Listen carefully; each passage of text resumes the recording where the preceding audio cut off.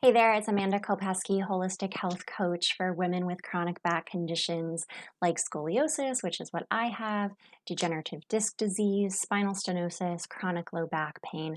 I help support women on learning to take better care of their backs with lifestyle factors so that they can live pain free and be more active with their families and get back to doing things that they love. And today I wanted to share with you 5 ways that I manage my scoliosis and am able to live pain free and why more people don't do these things. So you want to stick around to the end too. I have a special announcement of something that can help you with this, but we will jump in and get started right away with 5 ways that I manage my scoliosis and am able to live pain free. So, first and foremost would be posture. That's something that I pay attention to on a daily basis, just in the daily movements that I go through. Super important to keep myself in the most neutral position as possible to prevent, any injury or just irritating my spine. So I'm very mindful of, again, the day-to-day activities that I do, things around the house like cleaning or, folding laundry, sitting in a car, just sitting at working on my laptop or at my workstation. So these little things certainly add up and can make a big difference. Again, the more that you can keep yourself in a neutral position, the better, the less chance of injury. Number two would be exercise. So to kind of build on that, not only am I mindful how I function daily, but I am proactive about making sure I stay mobile and strong. So I'm very big on my daily yoga routine as well as weight training about 3 times a week too. Number three would be nutrition. So maybe not necessarily a direct link or something that you would think about when it comes to back health, but I can assure you it's very important. Food is our fuel, and we need good quality fuel in our systems to have the energy to do the things that we need to do, which would be to exercise and to lift things properly and again kind of move through your day with ease. So that is very critical as well. It's also a huge factor to managing and maintaining a healthy weight. So if you are carrying around excess weight, that means that's extra pressure on the spine that it has to carry.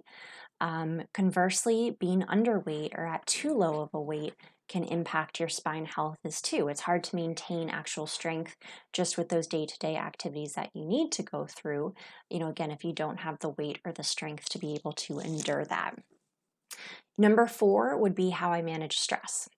And if you have been following me for any amount of time, you probably know I could talk for an hour about this in particular.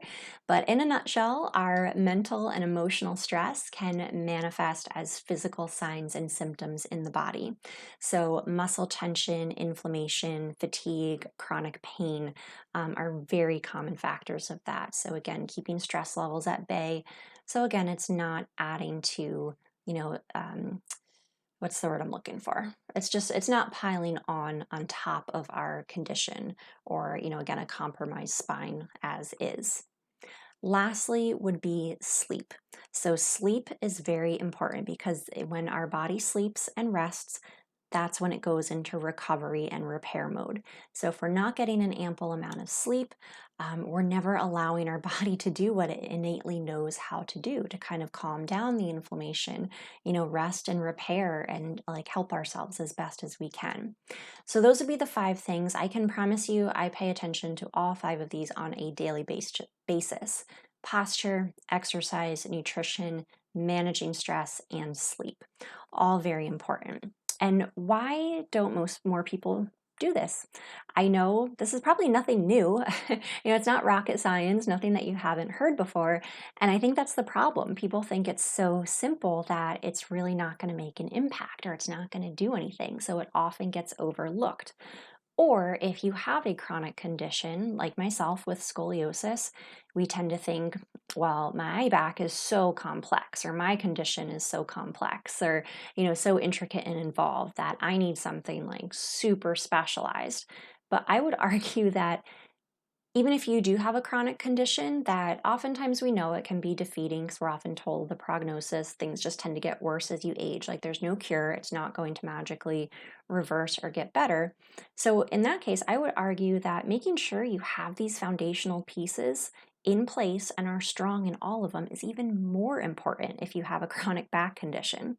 So I like to think of them as, the load-bearing walls of a house or a building structure. You need all five of them to support the building and for the roof to rest on top. So no one is more important than the other. They are very connected with one another. If one of them's a little bit off, it's going to start to put pressure on those other areas and can eventually cause them to crack and crumble. Whereas oftentimes when we're searching for, because we think our conditions are so complex, we're searching for like that miracle fix or that miracle solution. When we're looking towards treatments or shots or surgeries or pain medication, that sort of thing, or alternative therapies, we're kind of thinking at the roof level of the house. Like, yes, that's necessary. We need that for our building structure, but what good is patching a hole on the roof if it's just going to come crumbling down anyway? Okay, so that's why these foundation pieces are so important. Simple, but simple doesn't always mean easy, which I think is the other main struggle as to why more people don't focus on these, is because it takes a consistent effort. You have to focus on these and get these habits in place day in and day out. And that is not always easy.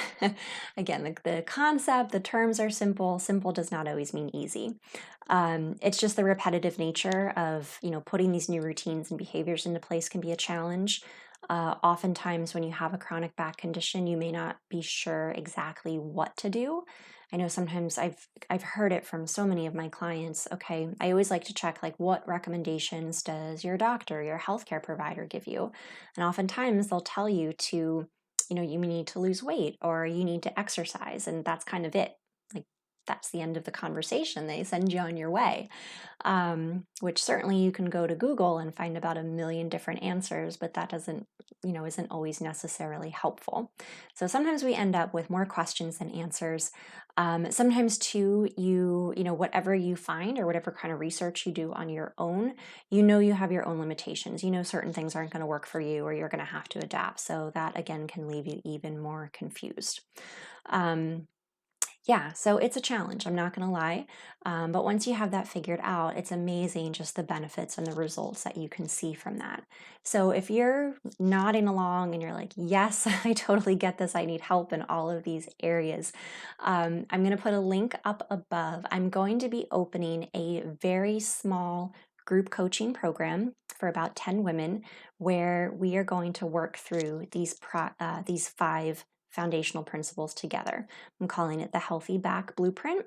It's more or less like, once you're diagnosed with your condition, it's going to be like the instruction manual that you wish you had, kind of the how-to guide of how to manage and how to deal with it, coupled with group coaching support in a small environment like that, that will help you actually implement these strategies and practices into your day-to-day life in a way that works for you so that you can reduce pain and be more active with your family and get back to doing all those things that you love, or even just function normally. I know how many of us just say, just want to have a normal day. I just want to function normally.